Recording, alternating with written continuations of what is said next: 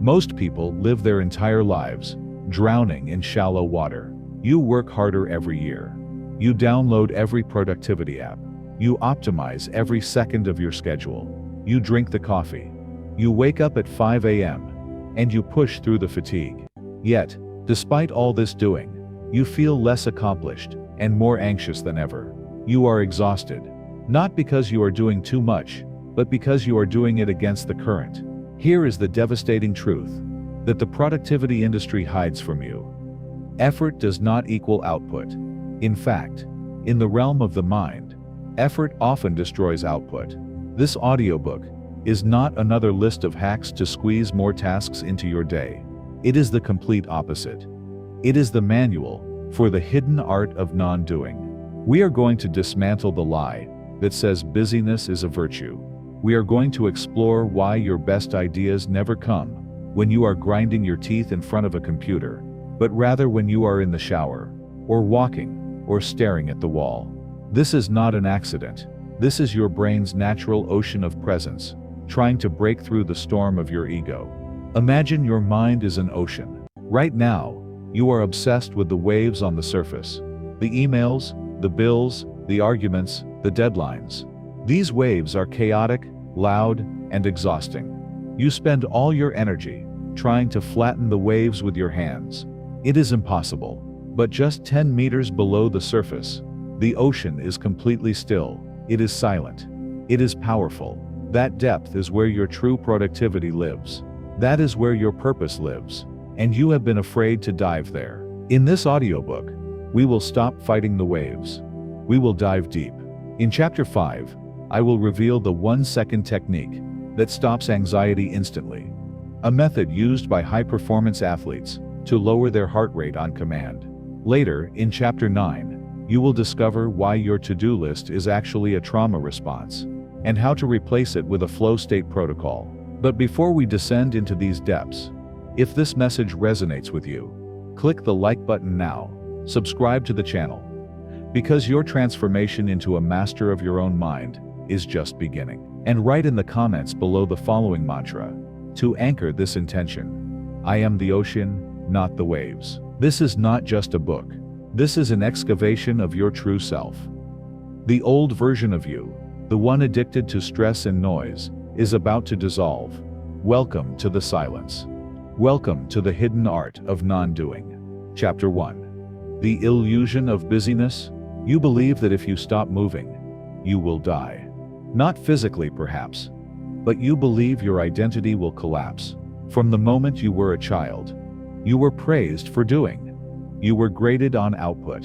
You were rewarded for speed. You internalized a fatal algorithm. My value equals my visible activity. This is the illusion of busyness. It is a cage made of gold bars, where you are the prisoner and the guard. Consider the biological cost of this illusion. Every time you check a box on your to-do list, your brain releases a tiny hit of dopamine. It feels good, but it is fleeting. You become addicted to this short-term chemical reward, chasing the next task just to feel normal. This addiction blinds you to the bigger picture. You become efficient at doing things that should not be done at all. You are climbing a ladder that is leaning against the wrong wall, moving faster and faster but getting nowhere. We have confused motion with progress. A rocking chair is in motion, but it never moves forward. The illusion of busyness keeps you in that rocking chair, expending massive amounts of energy to stay in the exact same place. True progress often looks like stillness from the outside. The architect, staring at a blank page, is working harder than the bricklayer moving stones. But society judges the architect as idle. We must reclaim the right to be idle in order to be effective. Societally, we use busyness as a shield against the fear of irrelevance. If we are busy, we matter. If our calendar is full, we are important. This is an ego trap. The most impactful people in history, thinkers, inventors, spiritual leaders, often spent vast amounts of time in solitude and apparent inactivity. Darwin spent hours walking his thinking path. Einstein played the violin when he was stuck. They understood that the brain needs downtime to connect disparate ideas. The frantic pace of modern life also creates a phenomenon known as decision fatigue. Every time you switch tasks, check an email, or make a trivial choice, you deplete your cognitive fuel. By 2 p.m., you are running on fumes. This is why you make poor diet choices, or snap at your loved ones in the evening. The illusion of busyness burns your best fuel on the least important tasks, leaving you empty for the things that actually matter. This illusion is often driven by a concept called productive procrastination. This is when you do low-value work to avoid the scary high-value work. You organize your desk, color code your calendar, or reply to non-urgent emails. It feels like work, but it is actually fear in disguise. You are hiding in the shallow end of the pool because the deep end requires you to swim. Real non-doing involves stripping away these fake tasks to reveal the one or two things that actually move the needle. We must also confront the badge of honor culture. In many workplaces, sleep, deprivation, and stress are worn like medals. "I'm so busy" has become the standard greeting, replacing "I'm fine." By participating in this culture, you are complicit in your own exhaustion. You must be the one to break the cycle.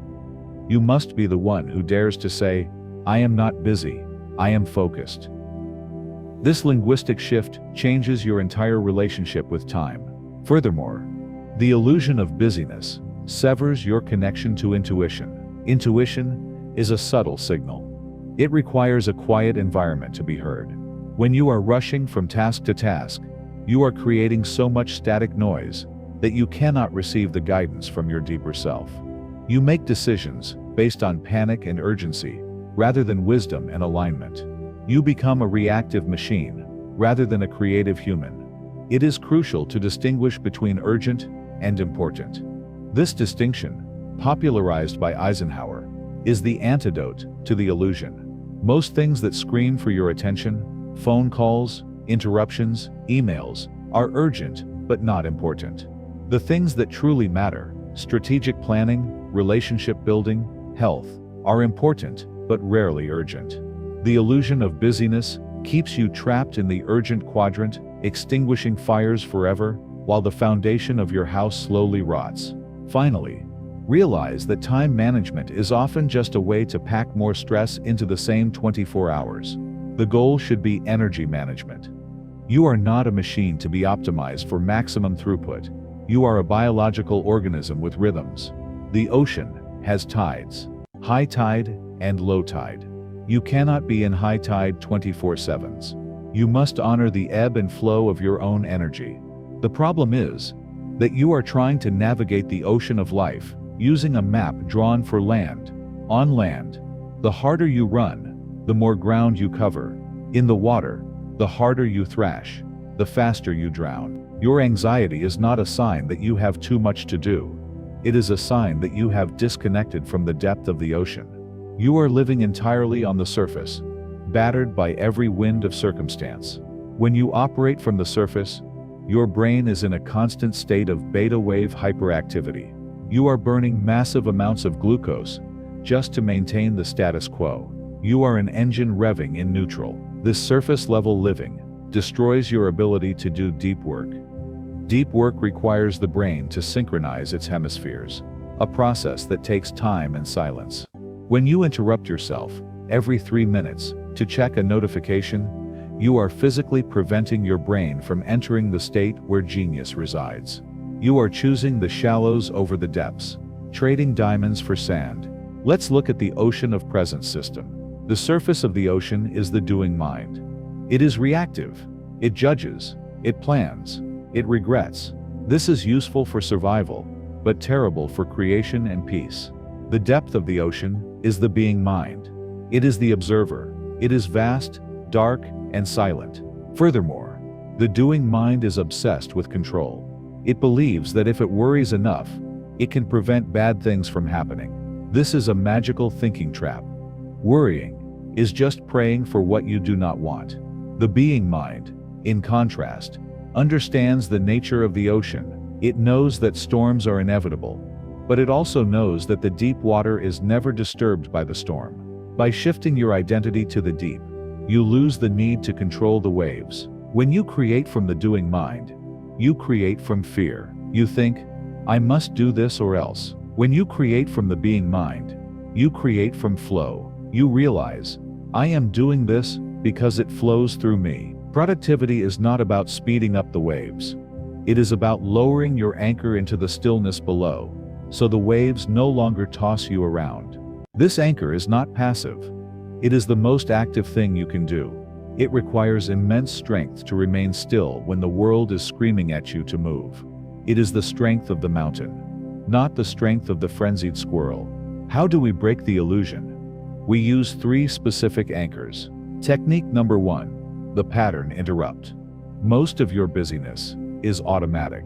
You check your phone without thinking. You say yes to meetings without thinking. You must interrupt the loop. Every time you feel the urge to hurry, physically stop moving for 10 seconds. Freeze. This signals to your nervous system that you are not being chased by a predator. Technique number 2, the white space strategy. You cannot read a book if there are no margins. You cannot hear music if there is no silence between notes. Your life has no margins. You must schedule white space on your calendar. This is time for literally nothing. No podcasts, no meditation apps, no reading, just sitting. At first, this will feel terrifying. That terror is the withdrawal symptom of your addiction to stimulation. Technique number 3, the single tasking protocol. Multitasking is a myth. You are just switching context rapidly and losing IQ points with every switch. Pick one task, set a timer. Do that task as if it is the only thing that exists in the universe. If your mind wanders to the waves on the surface, gently pull the anchor back to the task. Let's apply this immediately with an exercise. The 5-minute do-nothing challenge. Step 1. Set a timer for 5 minutes. Step 2. Sit in a chair with your hands on your knees. Step 3. Do not close your eyes. Look at a spot on the wall. Step 4. Do not move. Do not scratch an itch. Do not adjust your posture. Step 5. Watch the urge to do arise. Watch your brain scream for stimulation. Watch it like you watch a storm cloud. Do not engage. Let the storm pass. This exercise builds the muscle of non-reactivity. It proves to you that the world will not end if you stop. You will feel resistance. Your ego will tell you this is a waste of time. It will scream, I have work to do. Be kind to your ego. It is just a scared child trying to protect you. Tell it, we are safe here in the deep. Now that you have exposed the illusion of busyness, we must confront the engine that drives it, your addiction to noise. In the next chapter, we will learn how to turn off the sound of the world, so you can finally hear your own intuition. Chapter 2. Silence is the new luxury. Silence has become the most expensive commodity on earth. We are terrified of it. We fill every gap with podcasts, music, news, and notifications. We are afraid that if the noise stops, we will have to hear the thoughts we have been running from. This fear of silence creates a condition known as informational obesity. Just as you can eat too much food and become physically unhealthy, you can consume too much data and become mentally sluggish. We consume opinions, headlines, and memes at a rate that our brains cannot process.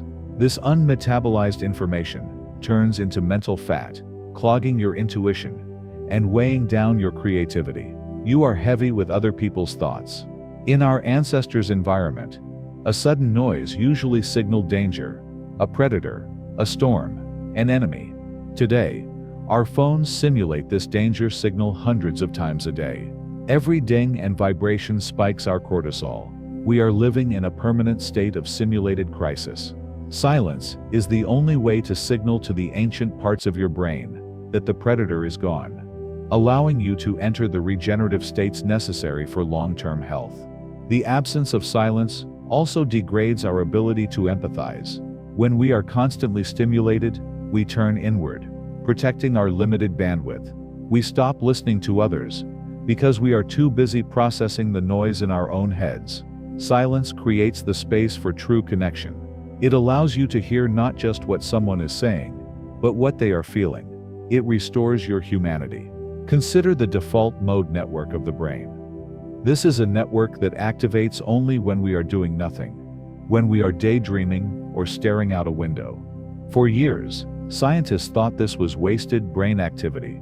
Now we know that the default mode network is where memory consolidation, identity formation, and moral reasoning happen. By eliminating silence, we are essentially turning off the part of the brain that makes us who we are. Silence is also a power move in the external world. In a negotiation, the person who can be comfortable with silence often wins. In a conversation, the person who listens more than they speak holds the power. Silence commands respect because it signals confidence. It shows that you do not need to fill the void with nervous chatter to validate your existence. We must also distinguish between external silence and internal silence. You can be in a soundproof room, but still be deafened by the screaming of your own thoughts. This is why many people use background noise to drown out the internal monologue. True luxury is reaching a state where you are comfortable enough with yourself that you do not need distractions to escape your own company. This internal silence is the ultimate freedom. The architecture of your brain actually changes in response to silence. Studies on mice have shown that 2 hours of silence per day prompted cell development in the hippocampus, the brain region related to memory, emotion, and learning. This is neurogenesis. Silence is not empty space. It is fertilizer for your neurons. If you want a sharper, younger brain, you don't need another app. You need quiet. Consider the concept of noble silence, practiced in monasteries. Monks do not stop speaking to punish themselves.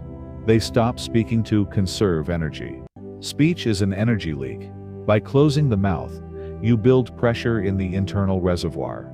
This pressure can then be directed towards spiritual insight or deep problem solving. When you finally do speak after a period of silence, your words have weight and impact.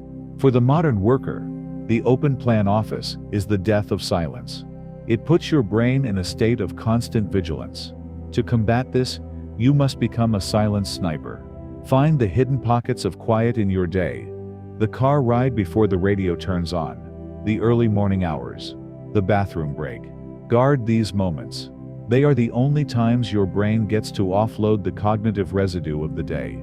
Your nervous system is chronically inflamed by auditory and informational processing. You are in a state of sensory overload.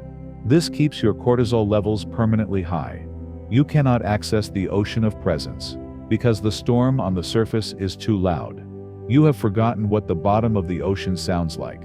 When we avoid silence, we are essentially avoiding ourselves. We use noise as a buffer, a shield, to keep us from facing the voids in our lives. But the void is not empty. It is fertile ground. It is in the void that new seeds of ideas are planted. By constantly filling the space with noise, you are paving over the garden of your mind with concrete. Nothing can grow on concrete.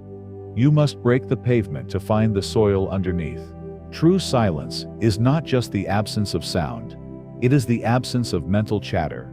In the ocean of presence, silence is the water itself. It holds everything. When you access silence, you are not empty. You are full of potential. Great ideas do not come from grinding. They bubble up from the silence. When you silence the noise, you increase the signal-to-noise ratio of your intuition. Silence acts as a mirror. At first, looking into this mirror is uncomfortable because we see our flaws, our insecurities, and our pain. But if you stay with it, the image clears. You start to see your strengths, your desires, and your true nature. This clarity allows you to make decisions that are aligned with your soul, rather than reactions to external pressure. Silence is the only place where you can meet your future self. To reclaim silence, we apply 2 principles. First principle: digital fasting. You consume more information in one day than a human in the Middle Ages consumed in a lifetime. You must fast. For the first hour of the day, no screens, no inputs. Let your brain output before it inputs. Second principle: the sacred pause. Before you answer a question, pause for 3 seconds. Before you eat a bite, pause and look at the food. Before you enter your house, pause at the door. These micro-silences create gaps in the stream of time where you can breathe. Another crucial aspect of silence is its restorative power for the nervous system. Noise triggers the fight or flight response, keeping us in a state of subtle aggression. Silence triggers the rest and digest system. When you sit in silence, your body literally begins to repair itself at a cellular level. Your blood pressure drops, your digestion improves, and your immune system strengthens. Silence is not just a luxury, it is medicine. Finally, understand that you do not need to go to a cave in the Himalayas to find this silence. The silence is always underneath the noise, just as the deep ocean is always underneath the waves. You carry the silence with you everywhere. It is the canvas upon which the noise is painted. You simply need to shift your focus from the painting to the canvas. Try this exercise, the sound of silence. Go to a quiet room or wear noise-canceling headphones with no music. Close your eyes. Listen for the furthest sound you can hear, like traffic or birds.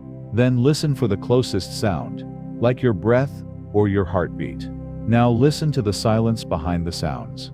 Imagine the sounds are waves, but the silence is the ocean holding them. Focus on the background, not the foreground. Silence is not empty. It is heavy with presence. If you feel anxious, it means the detox is working. Stay with it. You are learning to stop and to listen. But what happens when the internal storm is too strong? In the next chapter, we will master the art of emotional surfing, how to ride the giant waves of emotion without drowning. Chapter 3. Emotional surfing. Many of us were taught that mindfulness means having no emotions. This is a dangerous lie. The ocean is not always calm on the surface. There are storms, hurricanes, and tsunamis. The goal of non-doing is not to stop the waves. It is to learn that you are not the water that is moving. You are the water that observes. When a wave of anger or anxiety comes, your instinct is to build a wall. You tense your shoulders. You clench your jaw. You say, "I should not feel this." This is resistance. And as the saying goes, what you resist persists. When you build a wall against a wave, the wave crashes into you with double the force. The suppression of emotion requires an immense amount of energy. It is like trying to hold a beach ball underwater. You can do it for a while, but your arms will get tired, and eventually, the ball will shoot up and hit you in the face. This is why people who suppress their emotions often suffer from explosions of rage or breakdowns.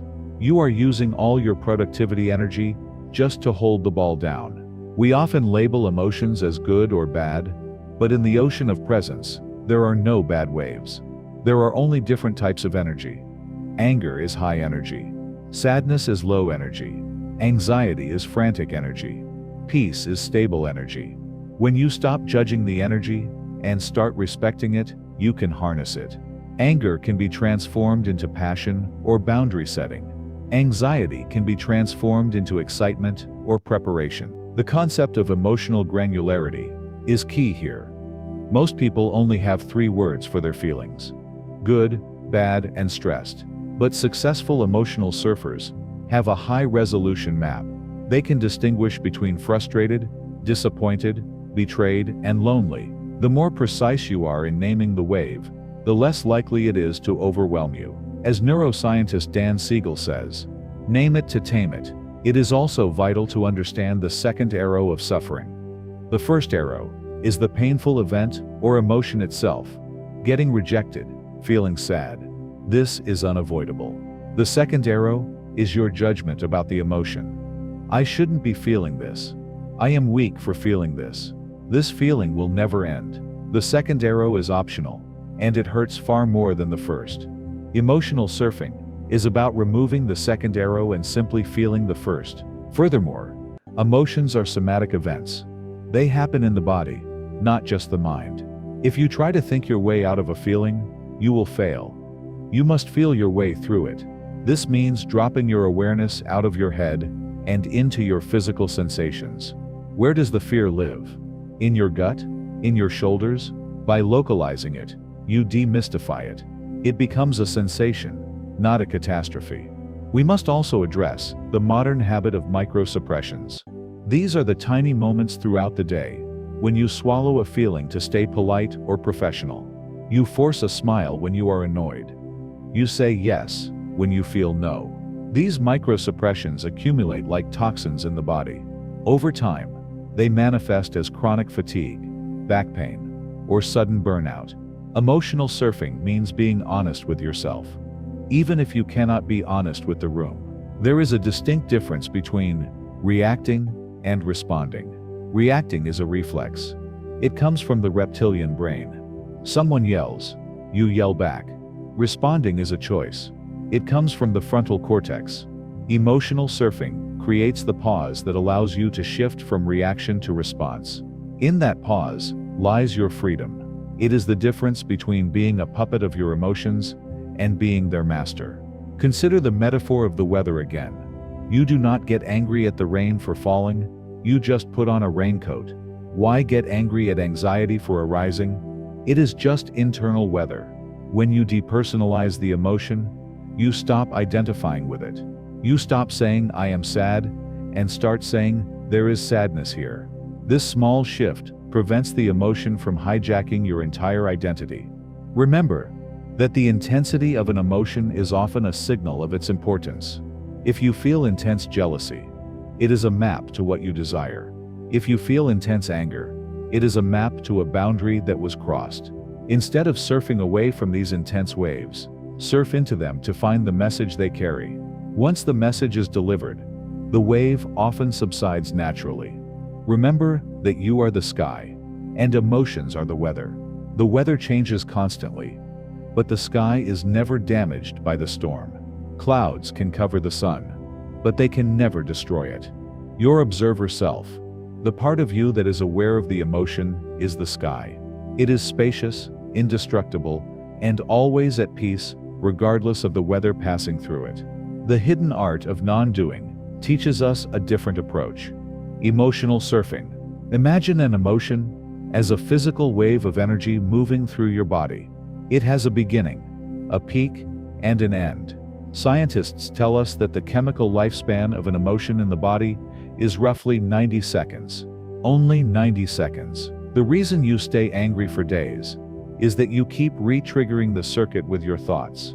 You keep telling yourself the story of why you are angry. Consider the emotion of boredom. In our culture, boredom is treated like a disease. The moment we feel a hint of it, we reach for our phones. But in the ocean of presence, boredom is just calm water. It is a lack of stimulation. And it is essential. If you can surf the wave of boredom without reacting, you pass through a gateway. On the other side of boredom lies creativity. You must be bored enough to dream. Another difficult wave is the wave of urgency. This is the feeling that everything must happen now. It is a false wave created by adrenaline. When you feel urgency, your vision tunnels and your IQ drops. Emotional surfing allows you to ride the urgency without acting on it. You watch your heart race. You watch your hands shake, but you do not send the email. You wait for the wave to crash on the shore before you take action. Here is the methodology for surfing. First, identify the wave. Do not say I am angry. Say I sense anger. This linguistic shift creates a gap between you and the emotion. You are the ocean. Anger is just a current passing through. Second, drop the story. Forget who offended you. Forget the past and the future. Focus entirely on the physical sensation. Where is the anger? Is it heat in your chest? Is it tightness in your throat? Observe it with curiosity, not judgment. Third, breathe into the sensation. Imagine your breath is diving gear, taking you beneath the turbulence. Do not try to fix the emotion, just watch it. Often, we discover that what we thought was a monster is just a shadow. The fear of the emotion is far worse than the emotion itself. By facing the wave, by letting it wash over us, we reclaim our power. We realize that we are vast enough to contain any storm. The ocean does not fear the hurricane. It accepts it as part of its nature. When you do this, something miraculous happens. Without the fuel of your resistance, the wave crests, breaks, and dissolves back into the ocean. You remain untouched. Chapter 4. The anchor of breath. We have spoken about the ocean, but we need a way to travel from the surface to the depths instantly. You cannot think your way into the present moment, because thinking is the surface. You need a physical vehicle. That vehicle is the breath. Your breath is the only system in the body that operates both automatically and consciously. It is the bridge between the conscious mind and the autonomic nervous system. It is your lifeline to the deep. Most people breathe shallowly, high in the chest. This signals to the brain that we are in a state of low-level panic.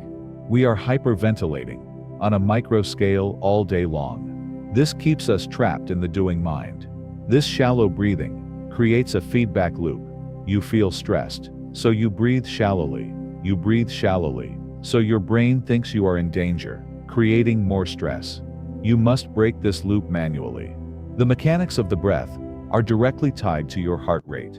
When you inhale, your diaphragm moves down, and your heart gets slightly smaller, so blood flows faster. When you exhale, your diaphragm moves up, creating more space for the heart, which slows the blood flow. Therefore, the inhale is the gas pedal, and the exhale is the brake. To slow down your life, you simply need to extend your exhale. Modern science has validated what ancient yogis knew for thousands of years.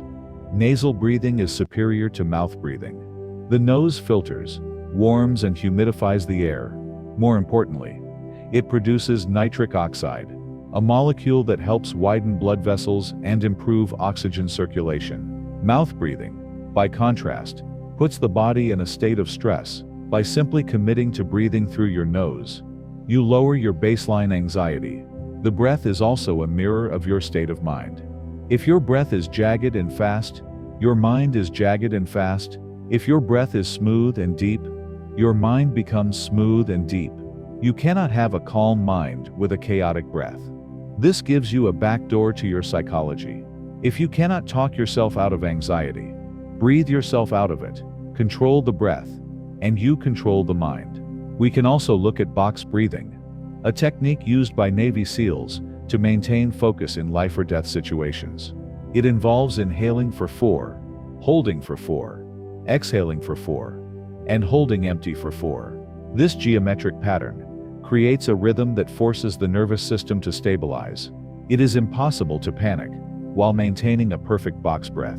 The structure of the breath imposes structure on the chaos of the mind. Heart rate variability, HRV, is a key metric of resilience. High HRV means your heart can adapt quickly to stress and relaxation. Slow, rhythmic breathing increases your HRV. It makes your nervous system more flexible, like a bamboo tree that bends in the wind but does not break. By training your breath, you are training your resilience for future storms. Your breath is also the connection to the present moment, because you can only breathe in the future. You cannot breathe in the past, and you cannot breathe in the future. Every breath is an anchor in reality. When your mind drifts to past regrets or future worries, focusing on the sensation of air entering your nostrils instantly snaps you back to the only time that actually exists. It is interesting to note the connection between breath and posture. When you are hunched over a screen, your diaphragm is compressed. You physically cannot take a full breath. This tech neck posture induces anxiety because it forces shallow breathing. To fix your mind, fix your spine. Sit up straight, open your chest, and give your lungs the room they need to act as your anchor. Breath holding is another common symptom of focused work, often called email apnea. You might find that when you are typing a stressful email, you stop breathing entirely for 10 or 20 seconds. This starves the brain of oxygen right when it needs it most. Set a trigger. Whenever you hit send, take 3 full conscious breaths. Re-oxygenate the system. In many languages, the word for breath and spirit is the same: prana, ruach, pneuma. This suggests that breathing is not just a biological function, but a spiritual one. When you breathe consciously, you are inspiring, taking in spirit. You are connecting your small individual self to the larger atmosphere that sustains all life. It is a reminder that you are not separate from the world. You are exchanging matter with it every few seconds. We must also practice tolerance. Most people have a low tolerance for carbon dioxide, which makes them feel breathless easily. By practicing breath holds safely, on dry land, you train your brain to be less reactive to CO2. This increases your stress threshold. You become harder to rattle, because your biology is not constantly hitting the panic button. Finally, the breath is the only tool that is always with you. You might lose your phone, your money, or your friends, but as long as you are alive, you have your breath. It is your constant companion. Learning to befriend your breath is learning to befriend your own life force. It is the most fundamental form of self-love. To access the being mind, we must alter the rhythm of the breath. We are not just breathing to survive. We are breathing to descend. This anchor is available to you in the most chaotic environments. You can be in a boardroom meeting, being yelled at by a client, and no one needs to know you are diving deep. You can anchor yourself right there in the chair. While they are fighting on the surface, you are descending into the blue. This gives you a superpower, the ability to remain calm when everyone else is losing their minds. Let's introduce the 4-7-8 descent. This is not just a relaxation technique. It is a neurological switch. Inhale through your nose quietly for 4 seconds. Hold your breath for 7 seconds. This hold allows carbon dioxide levels to rise slightly, which dilates your blood vessels and calms the mind. Exhale through your mouth, making a whooshing sound, for 8 seconds. This long exhalation stimulates the vagus nerve, which activates the parasympathetic nervous system, the rest and digest mode. The vagus nerve is the longest nerve in your body, running from your brainstem to your gut. It is the superhighway of the relaxation response. By extending your exhale, you are literally massaging this nerve. You are sending a chemical message to every organ in your body saying, "Stand down. We are safe." It is a biological override code for anxiety. When you practice this, you begin to notice the spaces between the breaths. There is a moment at the bottom of the exhale where there is no air, and no need for air. In that suspension, the mind stops completely. That is a glimpse of the bottom of the ocean. It is a moment of pure non-doing. When you do this, you are manually shifting the gears of your biology. You are telling your body, the storm is over. It is safe to rest. Use this anchor whenever the waves get too high. It is always with you. It is free. And it is the most powerful tool you possess. Chapter 5. The 1-second technique. In the introduction, I promised you a technique used by elite athletes and special forces to eliminate anxiety almost instantly. I call it the 1-second technique. It is the fastest way to cut through the noise of the doing mind. The technique is technically known as the physiological sigh. It was discovered by neuroscientists who realized that our brains have a built-in off switch for stress. Here is how it works. When you are stressed, the air sacs in your lungs collapse like deflated balloons. This signals the brain to increase alertness. To reverse this, we need to pop those sacs open again.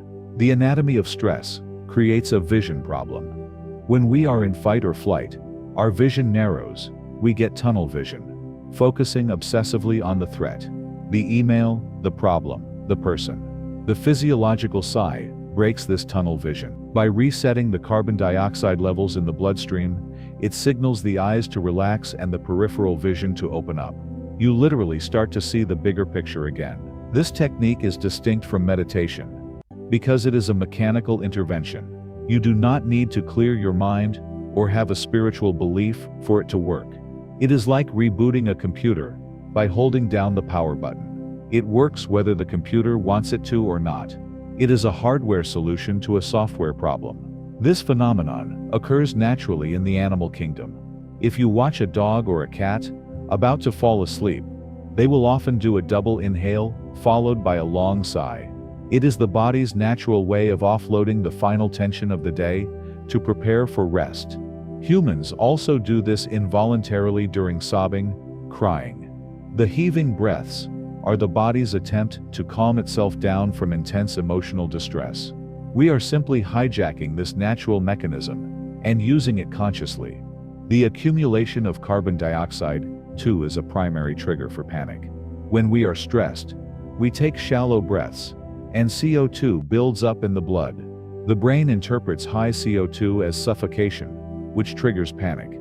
The physiological sigh is the most efficient way to dump large amounts of CO2 from the system. It is like opening the emergency valve on a pressure cooker.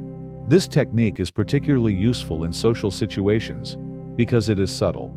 You can do a quiet physiological sigh in a meeting without anyone noticing. Yet the internal effect is profound. It allows you to maintain your composure when triggered by a difficult person.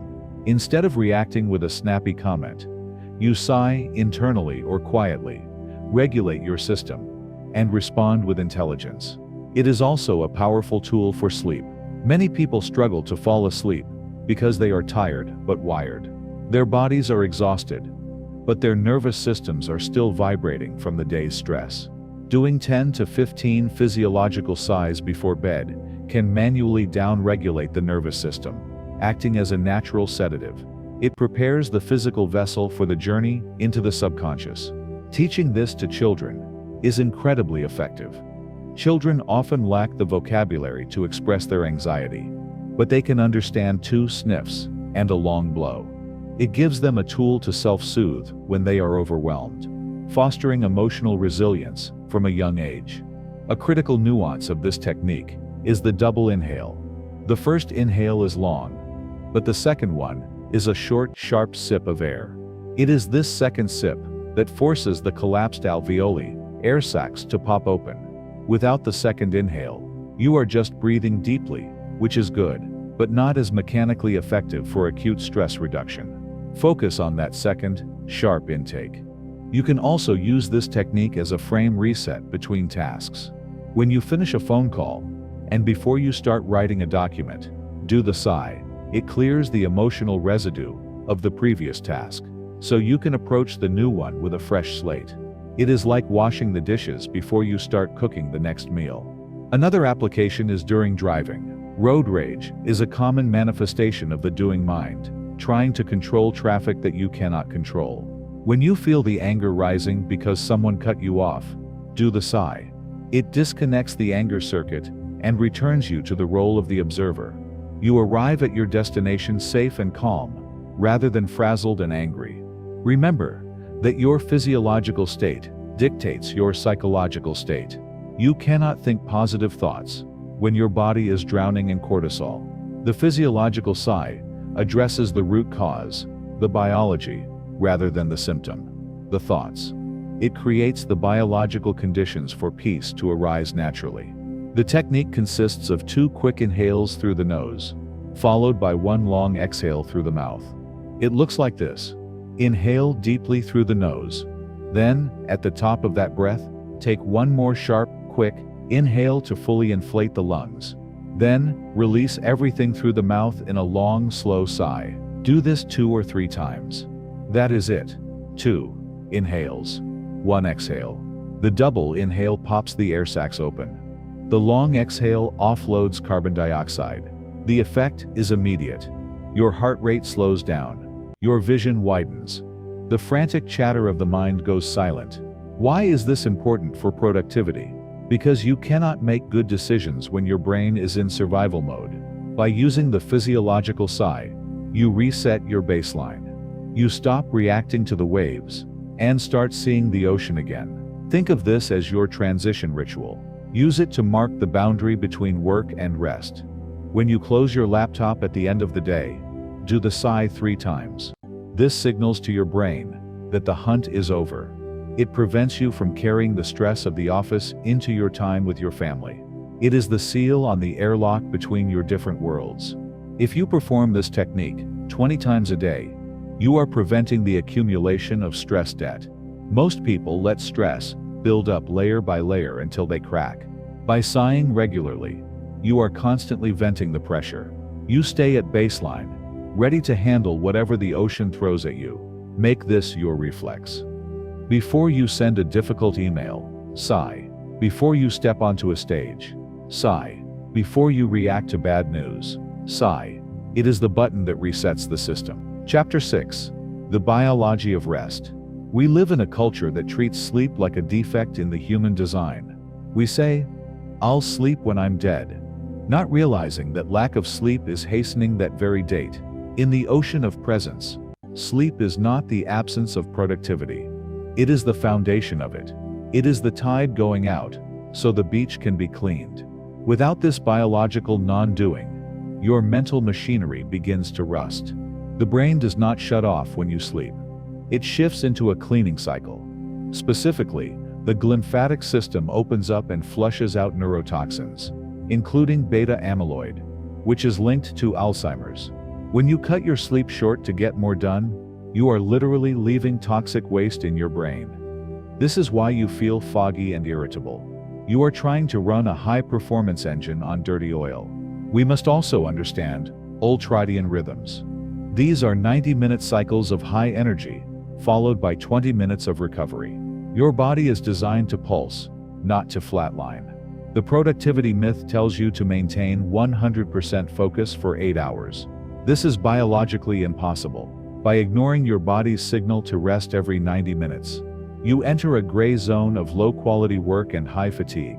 Real non-doing means respecting the dip as much as the peak. The modern enemy of rest is artificial light. Blue light from screens mimics the sun, tricking your pineal gland into thinking it is noon when it is midnight. This suppresses melatonin, the hormone of darkness. You are essentially giving yourself jet lag every single night. To reclaim the biology of rest, you must darken your cave. Use sunset mode on your devices. Or better yet, banish them from the bedroom entirely. Caffeine is another saboteur. It blocks adenosine receptors in the brain, hiding the signal of tiredness. It does not give you energy. It just borrows it from tomorrow. And like any loan, it comes with interest. When the caffeine wears off, the crash is harder. Using caffeine to mask sleep deprivation is like putting tape over the check engine light in your car. It works for a while, until the engine explodes.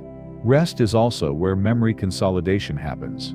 If you spend all day learning, but do not sleep, that information does not move from short-term to long-term memory. It evaporates. Therefore, studying all night for a test is counterproductive. The non-doing of sleep is the actual moment when learning is cemented. Sleep is the save button on your document. We must address the concept of sleep debt. Science tells us that you cannot fully repay sleep debt. If you lose 2 hours of sleep every night during the week, sleeping 10 hours on Saturday does not repair the cognitive damage. The brain needs consistency. The social jet lag of shifting your wake-up times on weekends confuses your circadian rhythm, keeping you in a permanent state of lag. Wake up at the same time every day, even on Sundays. Different people have different chronotypes. Some are larks morning people, some are owls night people. Fighting your biology is a losing battle. If you are an owl, forcing yourself into the 5 a.m. club will only lead to misery and lower output. Respect your genetic clock. Structure your deep work around your natural energy peaks, not around a productivity guru's arbitrary schedule. The NASA nap is a powerful tool for the ocean of presence. NASA pilots found that a 26-minute nap improved performance by 34% and alertness by 54%. The key is to keep it under 30 minutes to avoid sleep inertia, that groggy feeling when you wake up from deep sleep. Think of a nap not as laziness, but as a system reboot. Rest is not just sleep. It is also active recovery. Zone 2, cardio, gentle yoga, or walking in nature are forms of rest that flush lactate from the muscles and cortisol from the brain. Lying on the couch, scrolling social media, is not rest. It is stimulation. True rest requires disengaging the attention system completely. Finally, we must destigmatize the need for rest. In a world that idolizes the hustle, saying "I am going to sleep" is a revolutionary act. It declares that you value your long-term sustainability over short-term optics.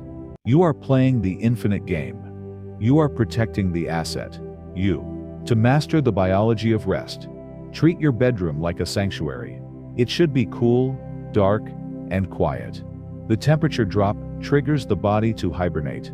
If your room is too hot, your brain stays alert. Consider this environment the decompression chamber of the submarine. It is the only place where the pressure of the ocean cannot reach you. Finally, Redefine rest as an act of discipline. It takes discipline to close the laptop. It takes discipline to go to bed when Netflix is calling. This is the discipline of the warrior, who knows he cannot fight if he does not heal. Your rest is your weapon. Sharpen it. Chapter 7. The Attention Economy. You are currently fighting a war, and the battlefield is your mind.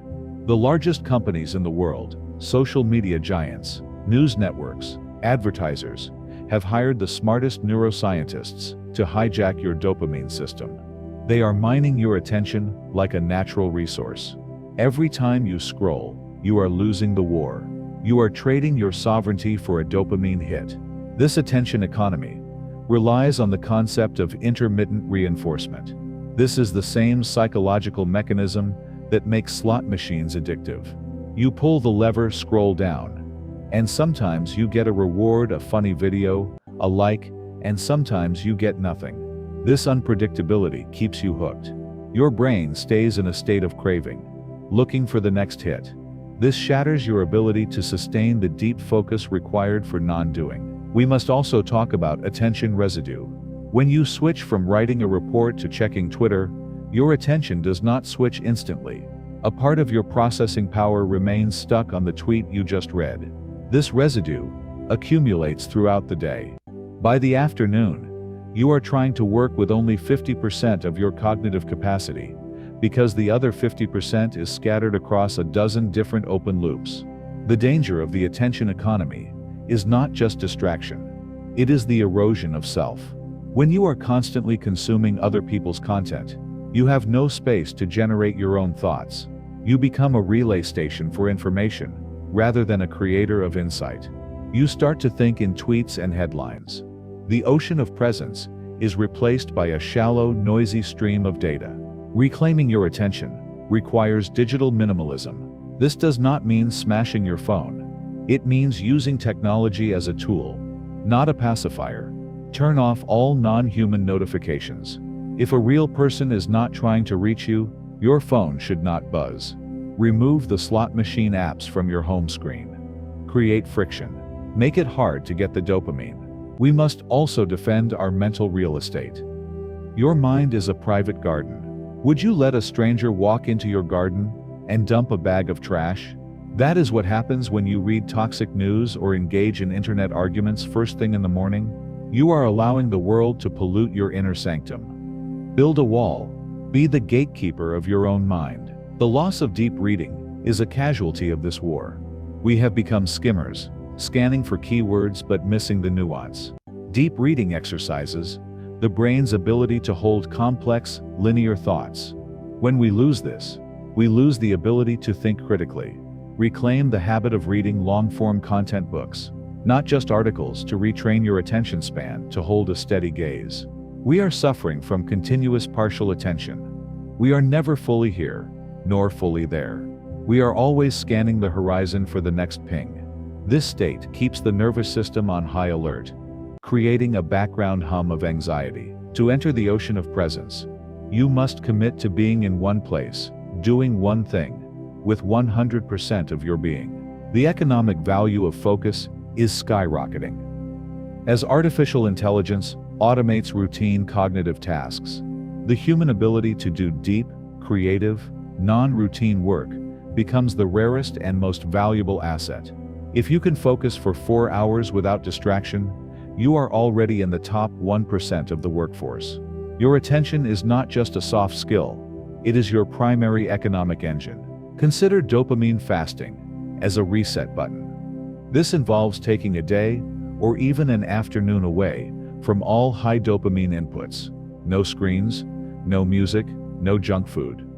This allows your dopamine receptors to reset their sensitivity. After a fast, a simple walk in the park feels incredibly stimulating. You rediscover the joy of simple things, because you are no longer numb from overstimulation. We must also recognize that boredom is the gatekeeper to the attention economy. The apps are designed to eliminate boredom. But boredom is necessary for the brain to switch from consumption mode to creation mode.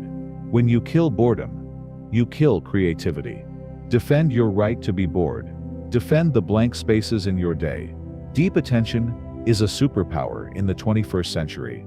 As automation takes over shallow tasks, the ability to focus intensely on complex problems becomes the only valuable skill. The person who can sit in a room for 4 hours and think deeply will rule the future. The person who cannot go 10 minutes without checking their phone will be replaced by an algorithm. This chapter is a call to arms. Your attention is your life force. Where you direct it determines your reality. Do not let it be stolen by an algorithm designed to sell you things you do not need. Reclaim your focus. Reclaim your ocean. Chapter 8. Intuition over intellect. We are taught that the intellect is the highest form of intelligence. We worship logic, data, and spreadsheets. But the intellect is just the doing mind in a suit. It is linear, slow, and often fear-based. There is a deeper intelligence available to you. Intuition. This is the voice of the being mind. It is non-linear, instant, and connected to the whole ocean, not just the waves. The intellect works by dissecting parts. It breaks things down to understand them. Intuition works by synthesizing wholes. It sees the pattern before the data confirms it. Great leaders and artists often speak of knowing the answer before they could explain it. This is not magic. It is high-speed processing happening below the threshold of conscious thought. The problem is that the noise of the intellect drowns out the whisper of intuition. The intellect screams. Intuition whispers. When you are busy, stressed, and exhausted, you cannot hear the whisper. You make decisions based on fear and short-term logic, rather than alignment and long-term wisdom. Non-doing creates the silence necessary for the whisper to be heard. Intuition is often physical. It is a gut feeling, or a sensation of expansion or contraction in the chest. Your body knows the truth before your mind does. The vagus nerve sends more signals from the gut to the brain than from the brain to the gut. By learning to scan your body during decision-making, you access a database of wisdom that your intellect cannot read. We suppress intuition because we crave certainty. The intellect promises certainty, even if it is false. Intuition requires trust. It asks you to leap without seeing the landing. This feels dangerous to the ego, which wants to control every variable. But the greatest risks and the greatest rewards come from following the invisible thread of intuition. To train this, practice low-stakes intuition. When you need to pick a restaurant or a route to drive, do not analyze. Just choose the first thing that feels light. See what happens. Build the muscle of trust on small things, so that when the big decisions come, career, marriage, purpose, you know what your inner voice sounds like. Science is beginning to understand the second brain in the gut, the enteric nervous system. It contains 100 million neurons, more than the spinal cord. It produces 95% of the body's serotonin. When you have a gut feeling, it is not a metaphor. It is a biological intelligence speaking to you. Ignoring your gut is ignoring a massive part of your cognitive hardware. Dreams are another channel for intuition. During sleep, your logic center shuts down, allowing the intuitive mind to make loose associations and solve complex problems. Many scientific breakthroughs, like the periodic table, appeared in dreams. Keep a journal by your bed. Capture the whispers of the night before the noise of the morning washes them away. We must distinguish between intuition and fear. Fear feels tight, frantic, and loud. It pushes you away from something. Intuition feels calm, steady, and clear. It pulls you towards something. Fear screams, "Watch out." Intuition whispers, "Go here." Learning to tell the difference is the essence of wisdom. Analysis paralysis is the disease of the intellect. You analyze the data until you are frozen. Intuition cuts the knot. It allows you to move forward with imperfect information. In a fast-moving world, speed of decision is often more important than perfect accuracy. Trusting your gut allows you to navigate the ocean with agility. Finally, realize that your intellect is a tool for execution, not for navigation. Use intuition to set the course. Where are we going? And use intellect to steer the ship. How do we get there? When you reverse these roles, you end up efficiently going in the wrong direction. The intellect is a wonderful servant, but a terrible master. Use your logic to check the details. But let your intuition set the direction. Let the ocean steer the ship, and use the intellect to adjust the sails. When you align these two, you move with a velocity that effort alone cannot achieve. Ultimately, intuition is the language of your purpose. It is the homing beacon guiding you to the life you are meant to live. Ignoring it leads to a life that looks good on paper, but feels empty in reality. Following it leads to a life that may look messy to others, but feels deeply resonant to you. Chapter 9. The To-Do List Trauma. I promised to reveal why your to-do list is a trauma response. Here is the truth. For many of us, the list is not a tool for organization. It is a tool for self-flagellation. We create lists that are mathematically impossible to complete in a single day. We do this subconsciously, to ensure that we fail. Why? Because if we fail, we can continue to feel not good enough, which is a familiar, albeit painful, identity. The endless list is also a defense mechanism against the present moment. By projecting our worth into a future where everything is done, we excuse ourselves from enjoying the now.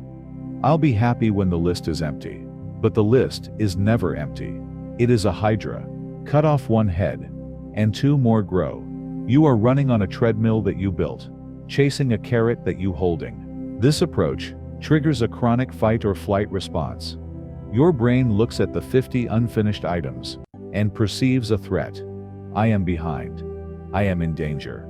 This floods your system with cortisol, which ironically lowers your cognitive ability to actually do the tasks.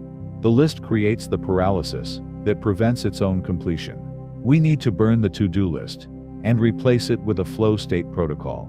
A to-do list focuses on what needs to happen. A flow protocol focuses on how and when it happens. It respects the biology of your energy, not just the demands of your ego. Step 1 of the protocol. The rule of 3. Identify only 3 high-impact tasks for the day.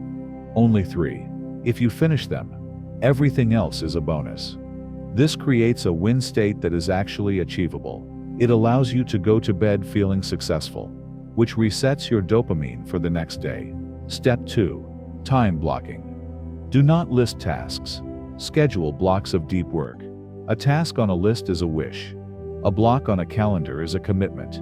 Assign your hardest task to your peak energy window, usually the morning. Protect this block like a fortress. No email, no phone, no interruptions. Step 3. The done list. Instead of obsessing over what remains, keep a list of what you have accomplished. Review this at the end of the day. This retrains your brain to scan for progress rather than lack. It builds momentum and confidence. It proves to your inner critic that you are moving forward. Step 4. Batching shallow work. Group all the small annoying tasks, email, admin calls, into one shallow window in the afternoon. When your creative energy is low, do not let these tasks bleed into your deep work time. Contain the chaos. We must also deal with the Zeigarnik effect, the psychological principle that states uncompleted tasks occupy more mental RAM than completed ones. A long to-do list is literally clogging your brain's processing power. By limiting your open loops to just 3, you free up massive amounts of cognitive bandwidth for the task at hand. You are closing the background apps to make the main app run faster. Consider the eat the frog principle. Do the hardest thing first. The dread of the task is usually worse than the task itself. If you carry that dread all day, it drains your battery. By executing the hardest task immediately, you generate a wave of relief and competence that rides with you for the rest of the day. You become a person who does hard things. We also need to distinguish between motion and action. Motion is planning, researching, and listing. Action is doing. The to-do list is often a form of motion. It feels like work, but produces no result. The flow protocol forces action. It puts you in the arena. Stop planning the workout and pick up the weight. Visualize the process, not just the outcome. Visualizing a finished project feels good, but can lead to laziness. Visualizing yourself calmly, working through the difficult parts, prepares the brain for the reality of the effort. It reduces the friction of starting. See yourself flowing through the resistance, not just enjoying the reward. Finally, detach your self-worth from your output. You are not a better person because you checked 10 boxes today. You are worthy because you exist. The flow protocol is a way to express your creativity, not a way to earn your right to breathe. When you work from worthiness, rather than for worthiness, the work becomes lighter. It becomes play.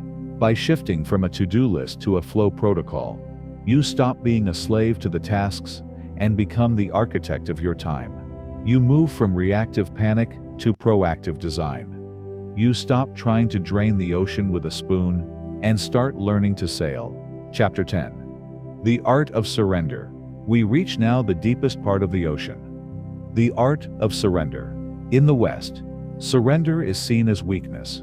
It means giving up, losing, waving the white flag. But in the context of non-doing, surrender is the ultimate strength. It is the wisdom to stop fighting currents that are stronger than you. Surrender is not passivity. Passive people do nothing. Surrendered people do what is necessary, but without internal friction. They act, but they are not attached to the result. This is the concept of Wu Wei in Taoism, effortless action. It is the archer who releases the arrow without caring if it hits the target. And paradoxically, that is why it hits. Most of our suffering comes from the gap between reality and what we think reality should be. We argue with the present moment. It shouldn't be raining. He shouldn't have said that. I shouldn't be stuck in traffic. This argument is a war you will always lose, because reality has already happened. Surrender is the act of dropping the argument. It is saying yes to what is. When you surrender control, you gain power. Control is rigid. Power is fluid. The oak tree tries to control the wind and snaps. The bamboo surrenders to the wind and survives. When you stop trying to micromanage the universe, you liberate massive amounts of energy that was tied up in resistance. You can use this energy to create, to love, to heal. Surrender also means trusting the timing of your life. The doing mind wants everything yesterday. It forces flowers to bloom by pulling on the petals, which only kills the flower. The being mind knows that everything has a season. It trusts the gestation period. It knows that you cannot rush a sunrise. Consider the Stoic fork, the dichotomy of control. There are things you can control, your actions, your thoughts, and things you cannot, the market, other people, the weather. The doing mind wastes energy trying to control the uncontrollable. The surrendered mind focuses 100% on its own actions and accepts the rest with equanimity. This is the path to invincibility. If your happiness depends only on what you control, nothing can take it away. Surrender is also the antidote to anxiety. Anxiety is essentially a lack of trust in the future. It is the ego trying to predict every catastrophe. Surrender is a deep trust that whatever happens, you have the inner resources to handle it. You do not need to know the future to be safe. You are safe because you are resilient. We must also talk about attachment. We attach our happiness to specific outcomes. I must get this promotion. She must love me. This attachment creates fear. Surrender means holding your desires loosely.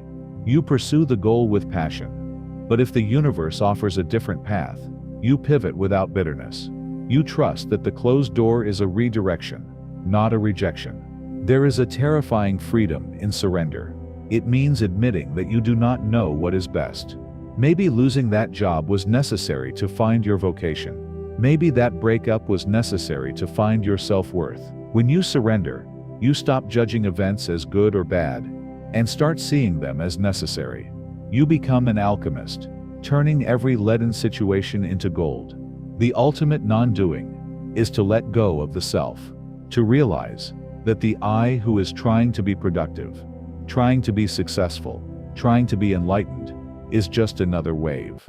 You are the ocean. The ocean does not try to be wet, it is wet. You do not need to try to be worthy. You are worth. So, let go of the oars. The current knows where you are going better than you do. Stop rowing against the flow of your own life. Lean back. Breathe. Trust. You are being carried. We have traveled from the stormy surface to the crushing depths of the ocean. You have learned that your value is not in your busyness, but in your presence. You have discovered that doing less, with total focus, achieves more than doing everything with scattered energy. You have dismantled the illusion of busyness. You have reclaimed silence. You have learned to anchor yourself in the now. The ocean is always there, but you must choose to dive. Here is your immediate plan for the next 7 days. Action number 1. Implement the no phone morning. The first 30 minutes of your day are sacred white space. Action number 2. Practice the 5-minute do-nothing exercise every day at 2 p.m. Reset your nervous system. Action number 3. Choose one task each day to perform with radical slowness. Wash the dishes as if it is the most important meditation of your life. The world will try to pull you back to the surface. Your boss, your family, your phone, they will demand you thrash in the waves with them. Do not judge them. Just stay deep. The frantic swimmer you used to be is gone. You are now the ocean. You are vast, deep, and unshakable. The waves may rise and fall, but you remain. If this journey has shifted something in your soul, please like this video. It helps us reach more people who are drowning in the noise. Subscribe to the channel to continue your ascent, and leave a comment with our mantra. I am the ocean, not the waves. Your peace is not a destination. It is the water you are swimming in. Stop swimming so hard, and let yourself float. Welcome home.